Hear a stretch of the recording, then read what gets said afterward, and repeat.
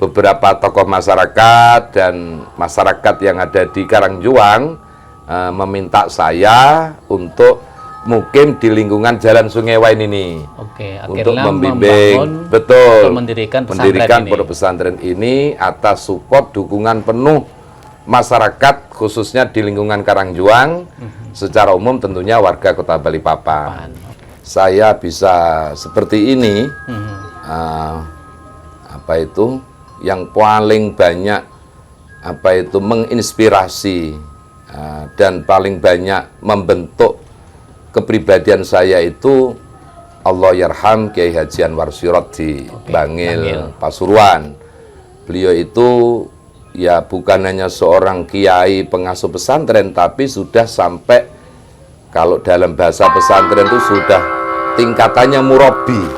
Murabi itu yang mendidik, yang mendampingi rohani kita. Itu kalau namanya sudah makomnya murabi.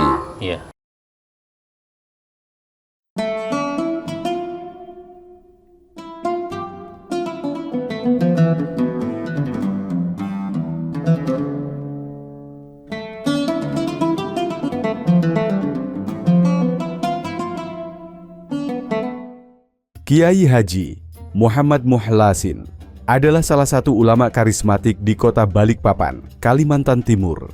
Beliau dikenal luas sebagai tokoh Nahdlatul Ulama yang aktif dalam dakwah, pendidikan, dan kegiatan sosial kemasyarakatan. Sebagai Ketua Pengurus Cabang Nahdlatul Ulama Kota Balikpapan, pada masanya, Kiai Haji Muhammad Muhlasin berperan penting dalam menggerakkan organisasi dan membina umat. Di bawah kepemimpinannya, NU Balikpapan aktif dalam kegiatan keagamaan, penguatan akidah, serta aksi sosial kemanusiaan, termasuk penggalangan bantuan bagi masyarakat yang terdampak bencana dan pandemi. Selain aktif di NU Kaltim, hingga saat ini, beliau juga terlibat dalam kepengurusan Majelis Ulama Indonesia Kota Balikpapan, serta dikenal sebagai pengasuh Pondok Pesantren Al-Izzah yang terletak di kilometer 15 Jalan Soekarno-Hatta Poros Balikpapan, Samarinda. Melalui pesantren dan majelis taklim, beliau konsisten menyebarkan nilai-nilai Islam Ahlus Sunnah wal Jamaah yang moderat, sejuk, dan penuh toleransi. Dengan dedikasi di bidang dakwah, pendidikan, dan sosial kemasyarakatan, Kiai Haji Muhammad Muhlasin terus menjadi bagian penting dalam pembinaan umat Islam di Balikpapan dan Kalimantan Timur. Berikut kisah sang Kiai. Assalamualaikum warahmatullahi wabarakatuh. Tribuner, jumpa lagi di program Ramadan Kisah Sang Kiai. Nah, saya sedang bersama dengan Kiai Mukhlasin. Beliau adalah pengasuh Pondok Pesantren Al-Izzah di Kota Balikpapan, tepatnya berada di Jalan Sungai Wen, kilometer 15 Balikpapan Utara. Assalamualaikum Kiai. Waalaikumsalam warahmatullahi wabarakatuh. Apa kabar? Sehat? Alhamdulillah sehat-sehat. Ya, Kiai, alhamdulillah diizinkan saya berada di komplek pesantren Al-Izzah yang menurut saya luar biasa. Mungkin bisa diceritakan, ini pesantren cukup berada di pinggiran kota, di Kota Balikpapan. Ini kira-kira kapan Kiai ini Pondok Pesantren Al-Izzah ini berdiri? Ya, baik. Alhamdulillah, Pondok Pesantren Al-Izzah ini dulu berdiri pada tahun 2000. 2000. Ya, berdasarkan permintaan dari tokoh-tokoh masyarakat, beserta masyarakat khususnya di lingkungan Kelurahan Karangjuang, Balikpapan Utara. Betul ya. Oke. Nah, Kiai ini kan sebenarnya kan lahir di Blitar, Jawa Timur, Tribuner. Beliau juga alumni atau lulusan pesantren di beberapa pondok pesantren. Mungkin bisa diceritakan dulu Kiai, perjalanan Kiai dari Blitar, Jawa Timur, akhirnya kok terdampar lah di Kota Balikpapan, Kalimantan Timur ini Kiai. Iya. Begini. Alhamdulillah dulu memang benar saya lahir di Kota Blitar, tepatnya di satu kampung lah. yang kampung itu kebetulan di lingkungan pesantren. Betul, ya. Blitar kan dikenal dengan Betul. kota santri. Jadi Ya.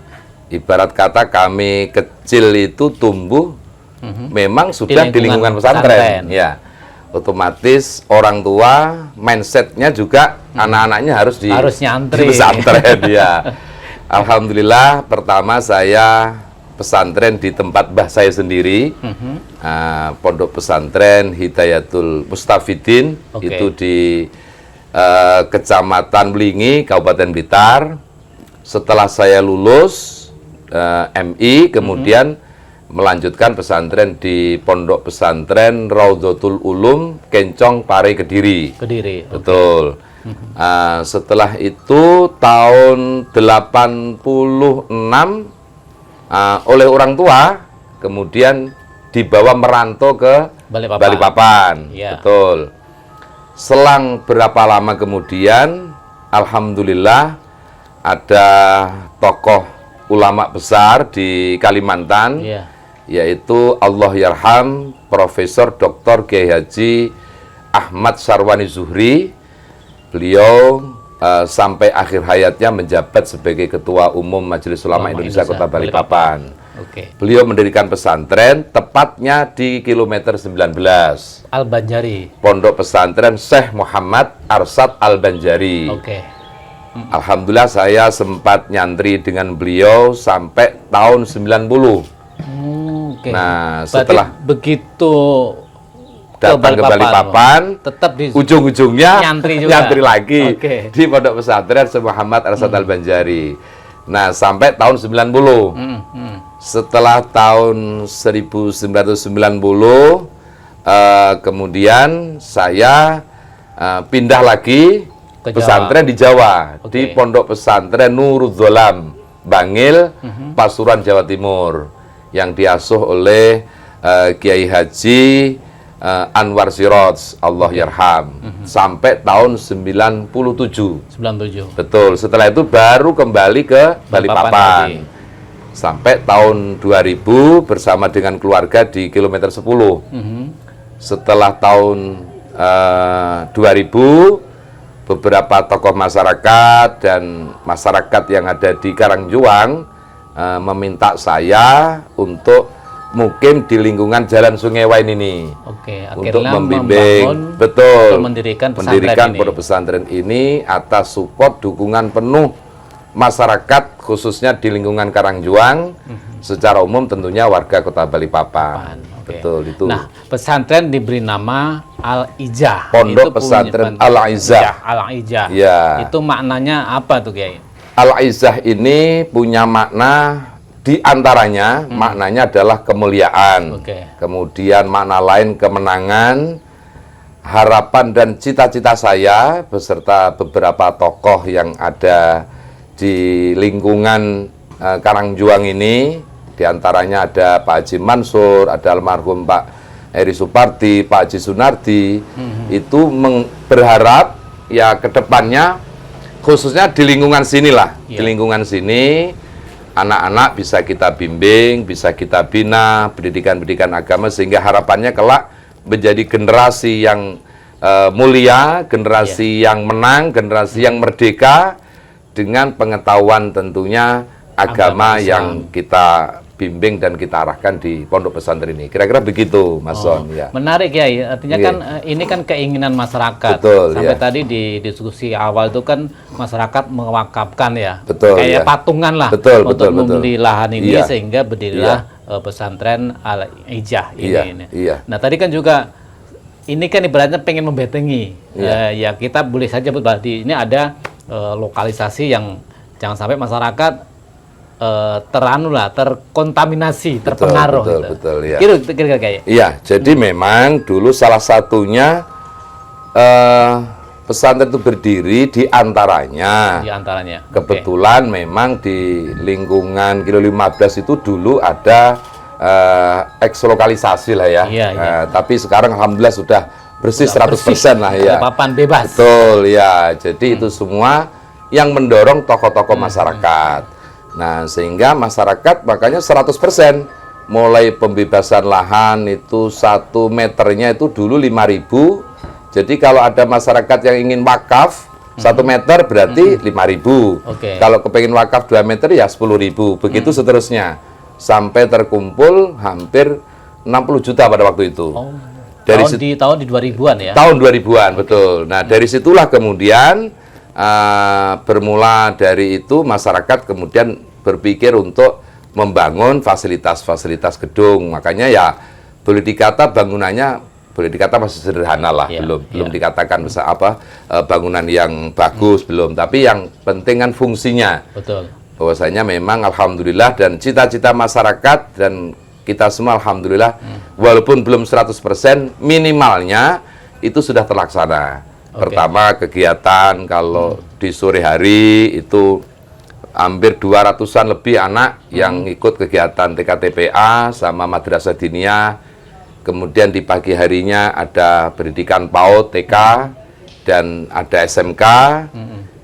SMK Cendekia Aliza, insya Allah pada tahun ini kita akan mendirikan SMP Cendekia Aliza. Dan kemudian kebetulan kita ini kan berdekatan dengan kampus ITK. Iya, iya. Ada beberapa mahasiswa ITK yang ikut mondok di sini, walaupun hanya beberapa lah. Nah, kemudian masyarakat umum sendiri itu setiap Ahad pagi itu mulai jam 7 sampai jam 9. Jadi ada hampir 100-an masyarakat lah yang ikut, ya istilahnya semacam majelis taklim lah, khusus untuk orang tua. Nah, Kiai, gitu. Tentu kan kita Tribunal juga pengen tahu perjalanan Kiai, suka dan dukanya. Tadi sampaikan bahwa lahir di lingkungan pesantren. Ya. Tapi kan ada kan anak muda nih kan ada yang justru memberontak, enggak mau nih pesantren. Nah, mungkin apakah memang masuk pesantren keinginan Kiai atau mungkin karena ya arahan orang tua dan akhirnya tentu akan ada bisa ceritakan deh suka dan dukanya dalam perjalanan menyantri lah sampai sekarang. Pastinya begini, tadi di awal saya sampaikan saya ini lahir memang di lingkungan masyarakat keluarga pesantren. Jadi ibarat kata itu bayi lahir itu yang dilihat tuh memang dunia itu hanya pesantren. Makanya ke pesantren itu suka ataupun tidak ya seolah yang kita lihat itu memang pesantren. Betul. Makanya kalau dikatakan kemauan siapa orang tua memang lebih kemauan diri sendiri yang itu muncul dari karena situasi, karena lingkungan, tradisi, betul. Iya, sehingga menurut keluarga kami, lingkungan kami pada waktu itu, pendidikan itu ya pesantren menurut pada waktu itu ya, karena zaman kan terus selalu berubah. Ya kalau suka dukanya pesantren itu ya tergantung ya suka duka itu. Tapi kalau pesantren itu memang sedikit berbeda dengan pendidikan di luar pesantren karena semua kan diatur mulai dari waktu mau tidur sampai bangun tidur dan banyak aturan-aturan yang harus ditaati yang semua itu tentunya para kiai, para pengasuh pesantren kan harapannya anak-anak yang dididik di dalam itu ya betul-betul bisa fokus untuk belajar, bisa fokus untuk ngaji. Apalagi pada zaman itu kan belum ada handphone, kemudian ya paling banter bawa radio lah, itu pun juga sembunyi-sembunyi itu sembunyi-sembunyi. Nggak ada hiburan sama sekali. Nggak ada hiburan sama sekali. Jadi ya justru mondok yang paling berat itu sekarang. Ya. Sekarang karena yang paling berat. Tantangannya sudah luar biasa. Kalau dulu mondok itu ya biasa-biasa saja. Bahkan kadang banyak anak yang merasakan lebih enak di pondok daripada di rumah, ya kan? Karena di pondok banyak teman, banyak kegiatan. Dan hiburan yang di rumah juga nggak ada hiburan kalau pada tahun-tahun itu. Teman banyak, begitu kira-kira. Kiai, tentu kan tadi kan nyantri di beberapa pesantren ya, di Blitar, Kediri, Bangil, Balikpapan. Mungkin ada sosok figur Kiai atau Ustadz Kiai yang sepertinya mengena di hati dan sampai sekarang saya harus mengikuti beliau gitu. Iya, memang saya kalau mengenang guru-guru saya itu memang ya gimana ya sangat apa, saya bisa seperti ini, apa itu, yang paling banyak, apa itu, menginspirasi, dan paling banyak membentuk kepribadian saya itu, Allahyarham Kiai Haji Anwar Sirot di Bangil, Pasuruan. Beliau itu ya bukan hanya seorang kiai pengasuh pesantren, tapi sudah sampai, kalau dalam bahasa pesantren itu sudah tingkatannya murabi. Murabi itu yang mendidik, yang mendampingi rohani kita. Ya. Itu kalau namanya sudah makomnya murabi.